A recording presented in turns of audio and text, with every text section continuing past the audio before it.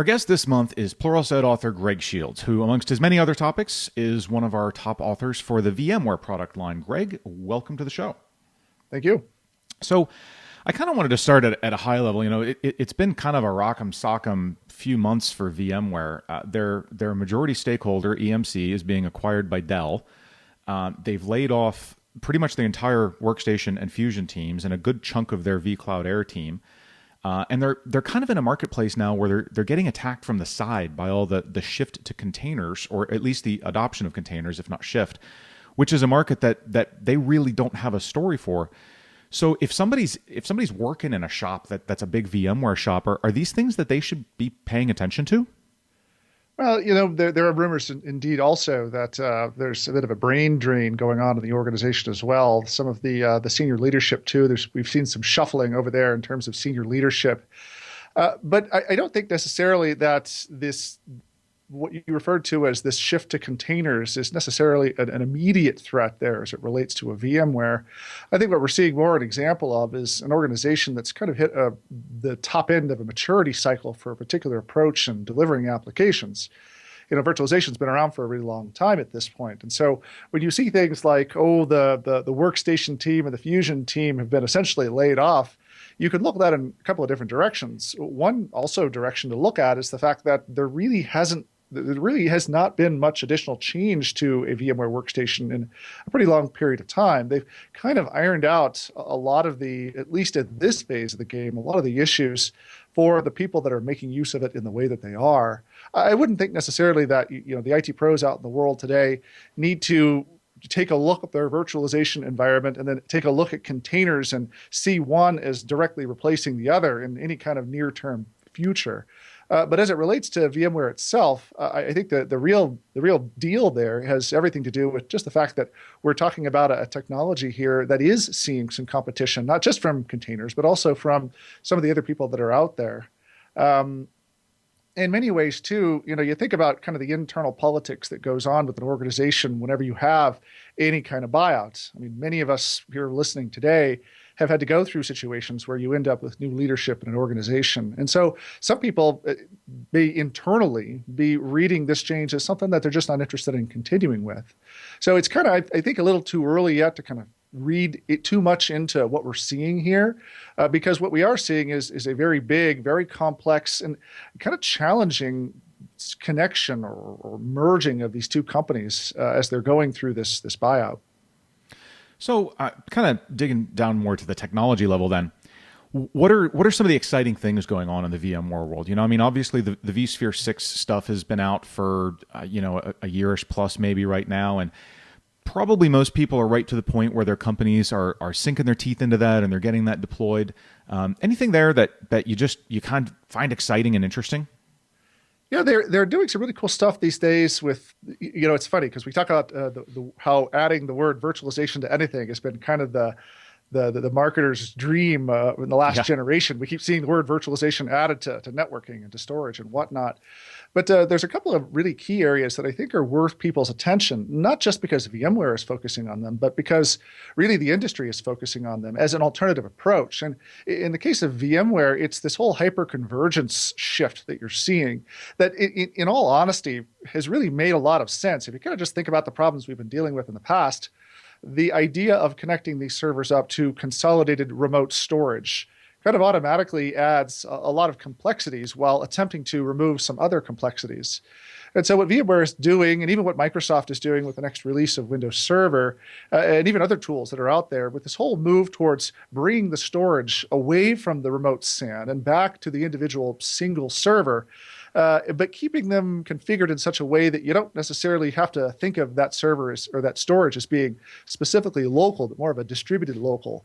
That whole hyperconvergence move that you're seeing really is kind of, at least for me, one of the niftiest things that we're seeing in terms of technology that has gone from being something that's kind of cool, but still way off in the wings, to being something that you might really consider doing in an environment today.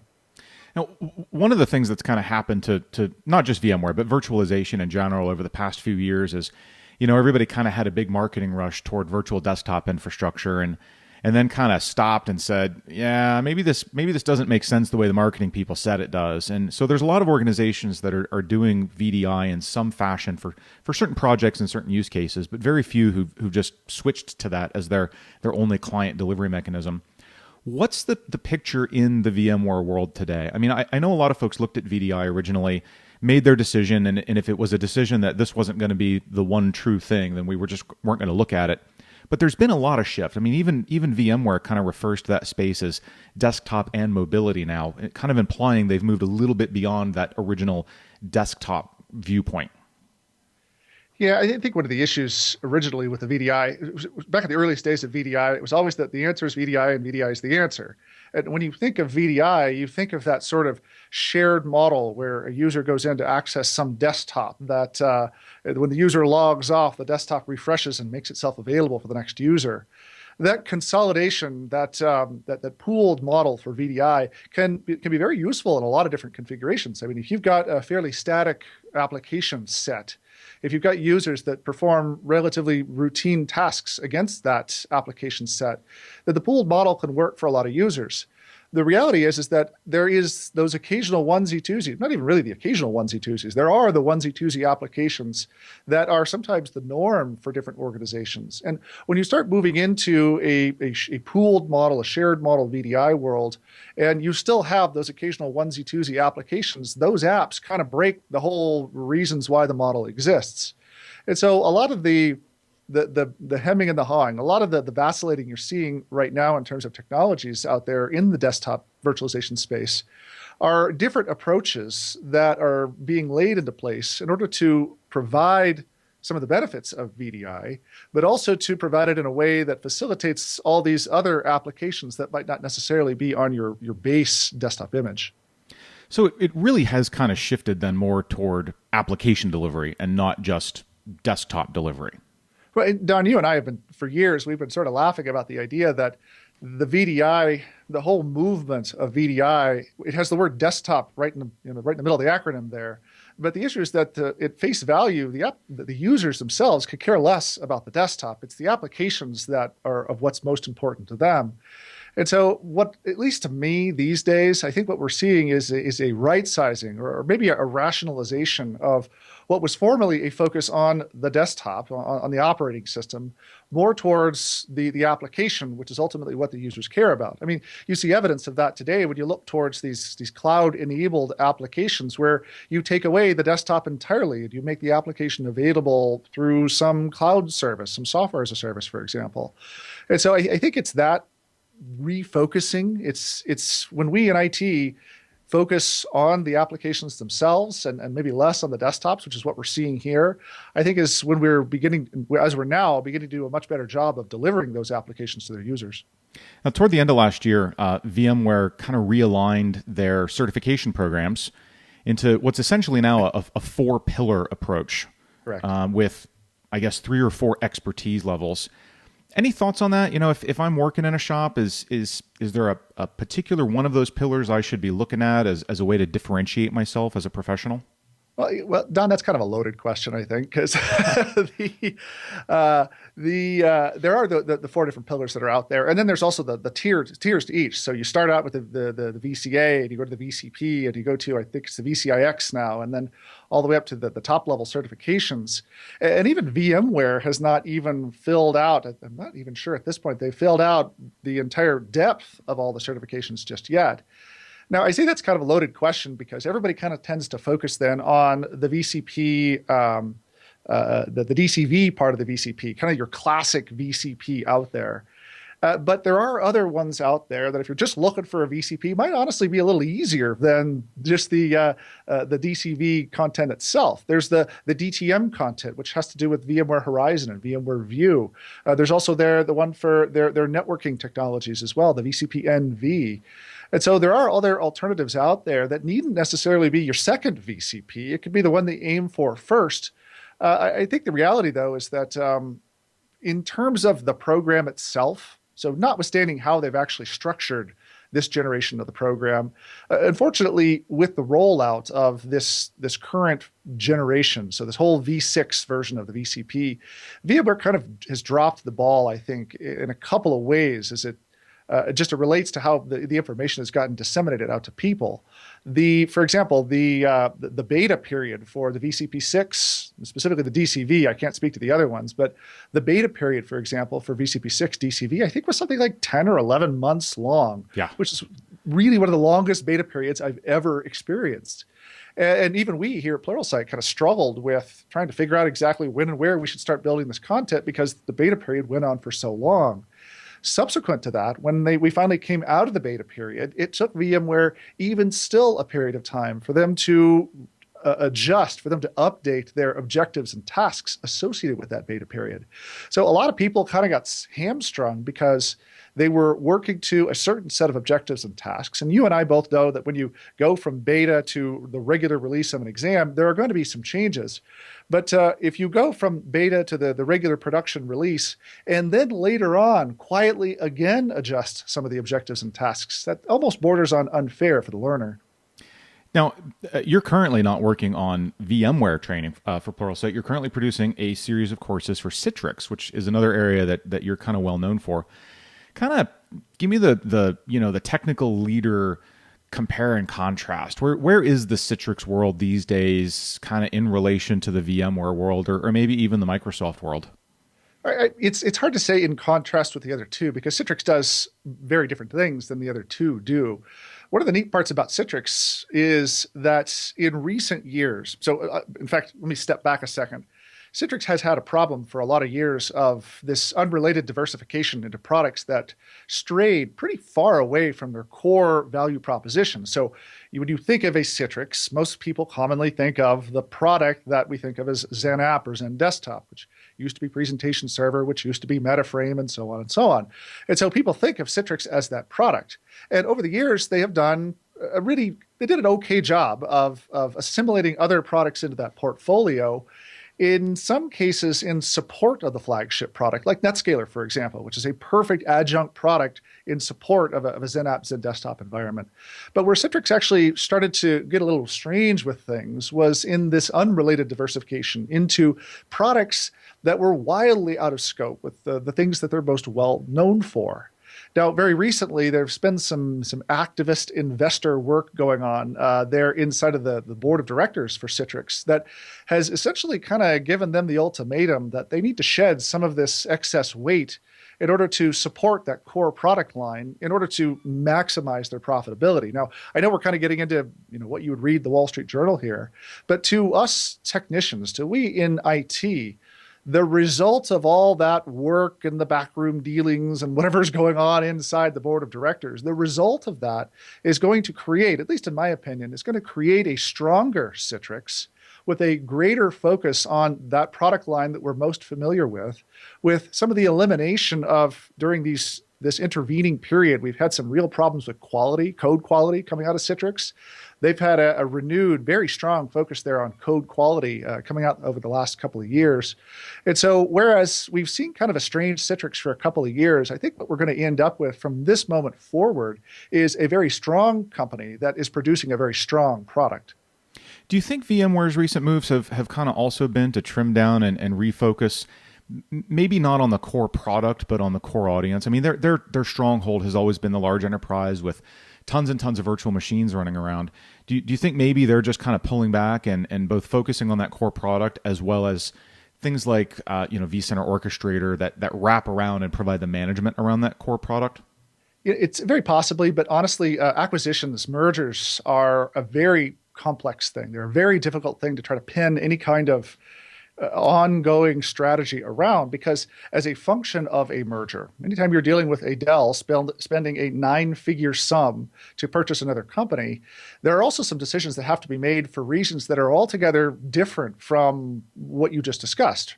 There are certain products there in the VMware portfolio that may get spun off for no other reason than just to acquire enough capital to complete the merger. So it's hard to answer that question right now today because of all the silliness that goes on as part of this merger. I think as we get to the other end of it, the real tell will happen when we learn more about, after this is complete, what the VMware of the near-term future is going to look like. Right now, everything is still very, to use a term, cloudy. Now, when you think of VMware and you think of the core vSphere product, and you think about who their competition is, the obvious, classic competition has been Microsoft and their Hyper-V hypervisor. And for a long time, it was very clear that Hyper-V was not a mature product. VMware had a huge head start, a huge lead in the technology and the feature set and everything else, and they certainly played that really well and got into a lot of companies and got very embedded and did a good job. It definitely seems like in the last couple of releases of Hyper-V, Microsoft has caught up and perhaps in some areas surpassed. What's your take right now? I mean, knowing what you do about what's probably coming in the next release of Windows Server, knowing where we are right now with vSphere 6, if I'm an organization that's maybe coming to a point where I have to make a decision to go one way or the other, or maybe our maintenance agreements are at a point where maybe we can make a decision to switch if it seems like the right thing to do. Where's the two kind of sit in terms of parity with each other? Well, I'll answer your question by way of metaphor. There was a period not long ago when you had a lot of organizations that were considering expanding their use of SAN storage, for example. And at the time, and really it's still today, there were kind of two different approaches you would go down. You would go down one path that involved the use of fiber channel cables, and you'd go down another path that involved the use of network cables with iSCSI. And there was really no correct answer because for your more or less everyday average workloads, both of them were storage and could, if you configured them correctly, provide whatever the storage or meet whatever storage requirements you had. And so the rule was, or the rule of thumb was that if you've been going down the path of fiber channel, we'll just keep going down that path. And if you've been going down the path of iSCSI, keep going down that path because you already have the sunk cost, the investment in whatever stuff you have. And right now today, when you're thinking about these two different hypervisors, you have two different schools of thought, right? If you walk into two different kinds of restaurants, you're going to get a different vibe from restaurant A than you are from restaurant B. At the end of the day, you're going to get a meal, right? At the end of the day, you're going to get virtual machines and the abilities to run workloads, but you kind of have to think about what you've invested in. So where are your investments now today? And also, which of the two menus do you prefer? Do you like the way that this works? Do you like the way that this works? Because the two approach the problem in very different ways. Now, I know that's your standard consultant answer, which is it depends. The reality is that and we'll know more here as we get further on into this year. When VMware comes with its VMworld, or with its new VMworld conference coming up later in the summer, early fall, that's really where I think we're going to find out what they've been focusing on. So where their interests have lied over the last 12 months. I think right now today we have a better feel in the Microsoft space about where their interests lie.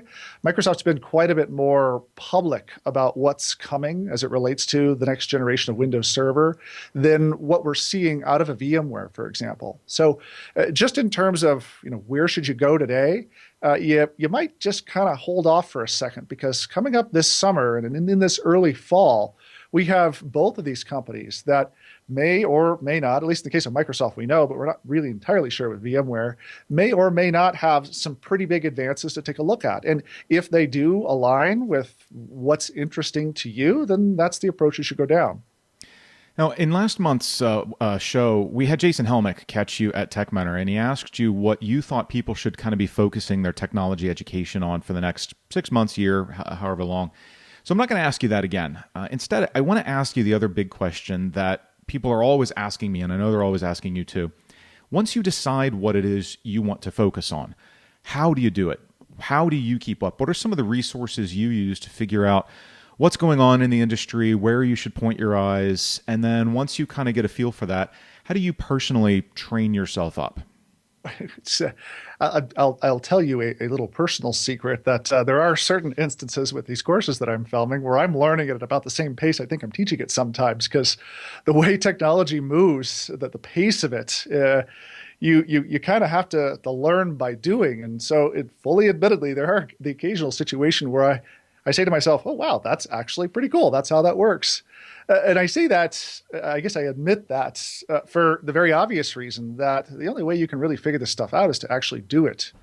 I find all too often, when you and I start, or when we're around at the different conferences, when we're talking to people out in the field, where you have people that may not necessarily have their own capacity for building these environments, their own capacity for even kind of tooling around in a world that's very safe for them.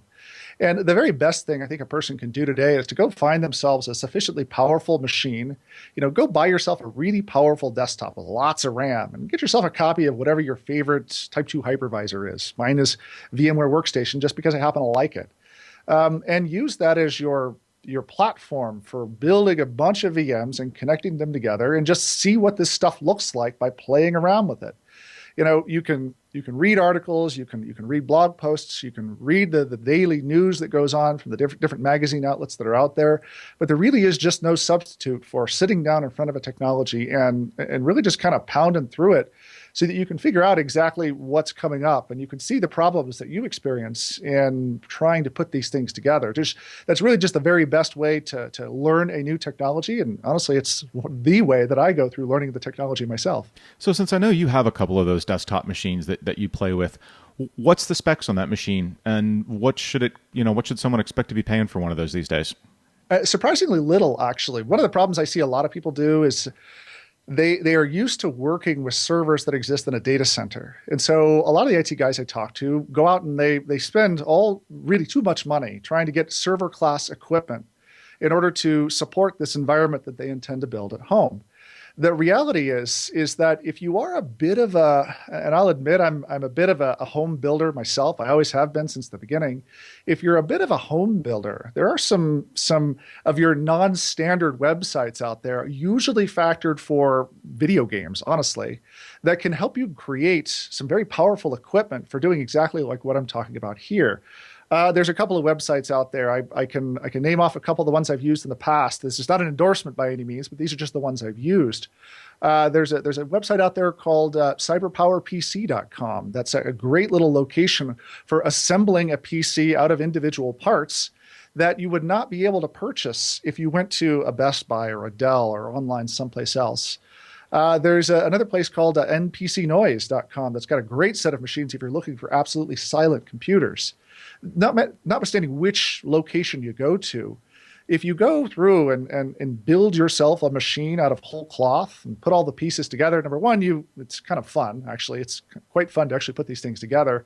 But number two, it allows you to create a desktop type machine with the kinds of server type performance and horsepower that you would otherwise have to have a screamingly loud piece of server hardware sitting in your home office somewhere. Yeah, I had one of those. I think it cost about $30 a month just in electricity to run it. Oh yeah, the power drain on those things is just ridiculous. Now, a desktop machine also is designed to be a consumer level device, and so they're designed to be low power utilization anyway. To your specific question, so the machine that I use is again, it's a home built machine. It's got, I believe it's got 6 logical processors in it. I forget if that's 3 and 2 or 2 and 3. 64 gigs of RAM. I've got a terabyte of SSD. And that's a big deal. And that's a big deal. Yeah, having SSD, anytime you're running virtual machines, they have to be on SSD. It really doesn't matter what kind of consumer grade SSD you have it on. Just as long as you have it on SSD that's consumer grade SSD, you'll be fine. If you try to plug it into the port that's the 6 megabit per second or gigabit per second, the eSATA, the SATA connection there in the back, you tend to get even greater performance there. You don't necessarily get better performance by RAID zeroing your SSD, although some arguments are out there that you will. I have not experienced it myself. But honestly, having a desktop machine with plenty of RAM, with virtualization, you always end up RAM bound first in terms of creating multiple simultaneously running machines. Having plenty of RAM, having plenty of SSD, and honestly, a reasonable amount of CPU horsepower. You tend not to be bound by CPU when you're doing this. Install a copy of Windows 10 on it, install a copy of VMware Workstation on it, and use that as your source, your platform for building virtual machines. When I'm building these courses here for Pluralsight, like the vSphere course that the whole learning path we just finished, all 26 hours of it, there were, 8 or 9 virtual machines running simultaneously with 2 or 3 more VMs inside those VMs running, and everything worked just fine inside of that 64 gigs of RAM. So you needn't necessarily get kind of overawed with some of the Microsoft minimum or whatever your vendor name is, minimum recommendations for processing power, for horsepower, for your applications. Just set everything up with as minimum a configuration as possible so that you can get more VMs running and create a more complex environment. Cool. Sounds like good advice. Well, Greg, I don't want to keep you because I know you've got courses to film. Thanks for joining us. Thanks for the feedback, and we'll look forward to whatever comes out of you next. Thank you. Next. Thank you. Next. Thank you. Next. Thank you. Next. Thank you. Next. Thank you. Next. Thank you. Next. Thank you. Next. Thank you.